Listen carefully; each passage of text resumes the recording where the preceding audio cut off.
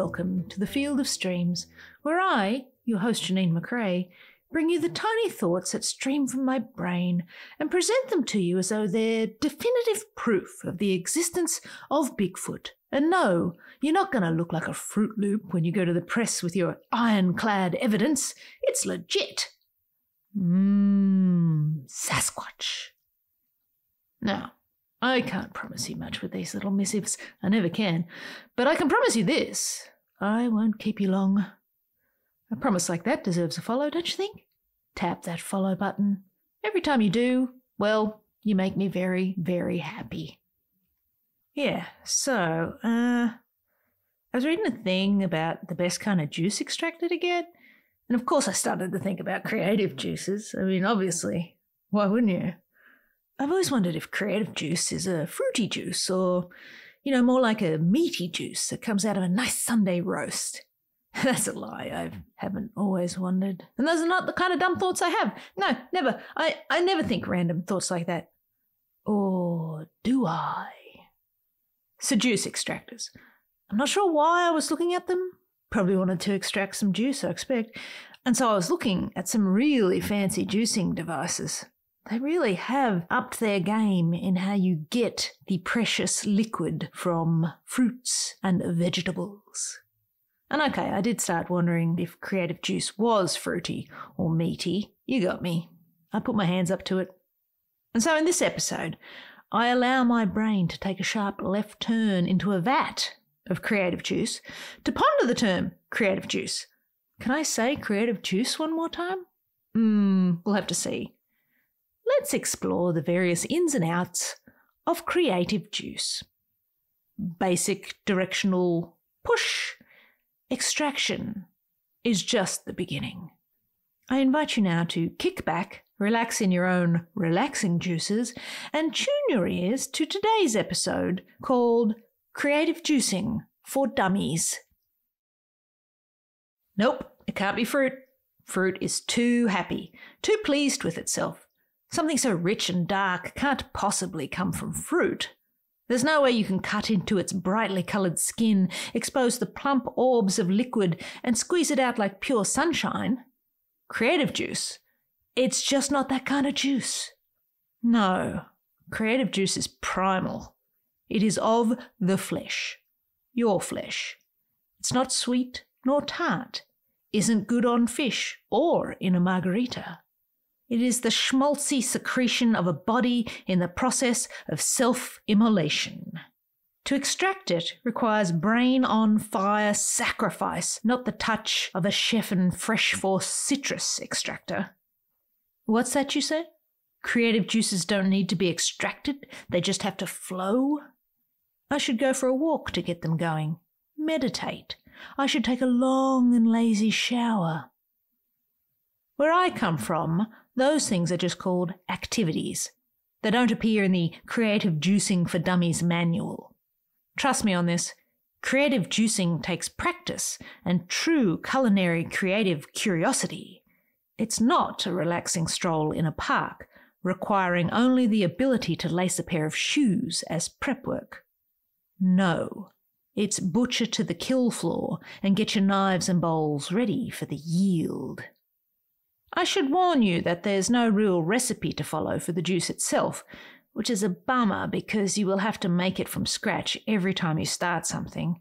It doesn't come pre-packaged. There is no grab and go at Whole Foods. To get a portion, you'll have to salt your flesh and stick yourself in a pressure cooker or human-sized sous vide to get the ball rolling.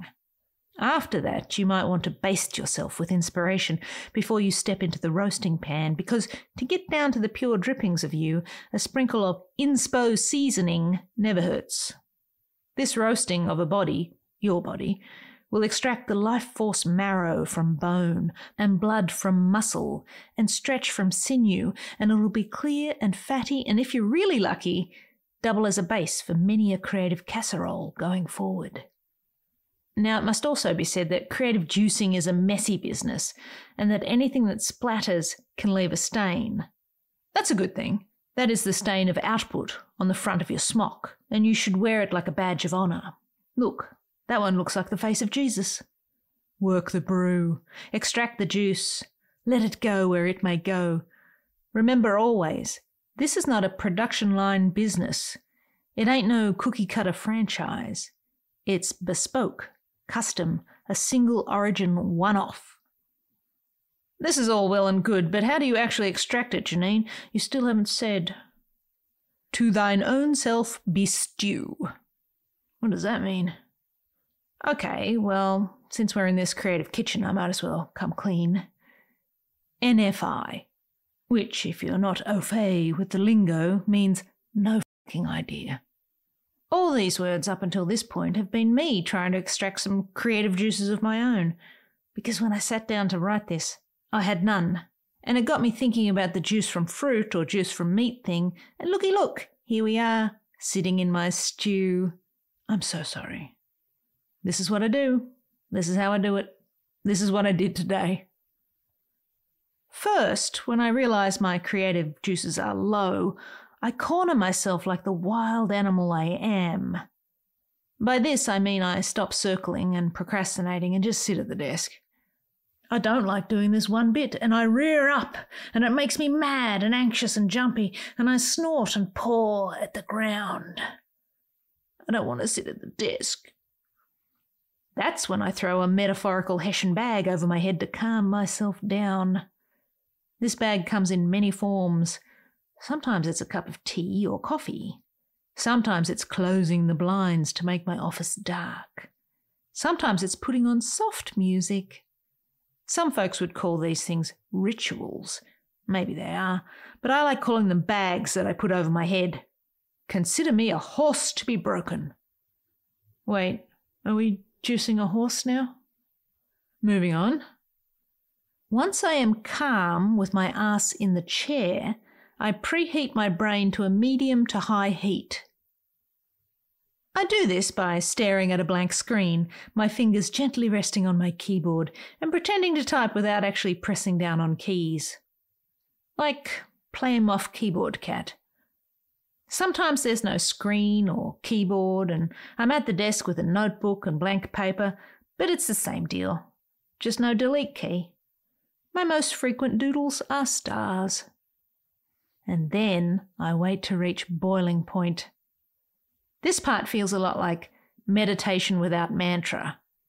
My mind wanders off in random directions, but unlike meditation, my eyes are actually open and I'm glancing at objects in my office. These are objects of affection. A drawing of Tom York, gifted to me by a friend. A Princess Leia print with the word hope. A poem by Mary Oliver. Some post-its with wacky titles for stories I will never write. And finally, a corkboard with a bunch of topic ideas for this very newsletter, ingredients for another meal on another day. I let my thine self stew for a good while, stirring the mixture occasionally and seeing what rises to the top by way of juice. And by stirring, I mean I get quite cross that nothing's happening, what with all that staring and doodling, and just start banging out any words and any thoughts that come into my head for 5 to 10 minute spurts. You have to force them out of the blocked pipes and arteries. These are unseasoned words. Whatever is in my pantry at the time, thrown together, sharing flavour profiles. Words royal, I simmer.